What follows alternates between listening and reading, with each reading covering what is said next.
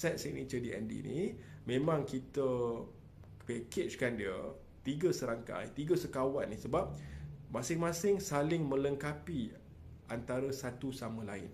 Sebab dalam omega 3, dalam sacat enci ada omega 3, tapi dalam Moringa Plus dia tak ada omega 3. Ada manfaat yang berbeza. Dalam D3K2 Plus ada vitamin D, vitamin K.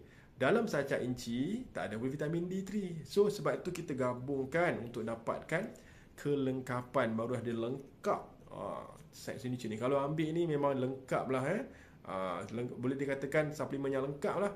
Ada omega 3 dia, ada vitamin D dia, ada dia punya magnesium, potasium, sodium kan. So 3 set serangkai ni anda sebenarnya tak perlu dah beli suplemen yang lain dekat farmasi. Dah cukup lengkap dah sebenarnya.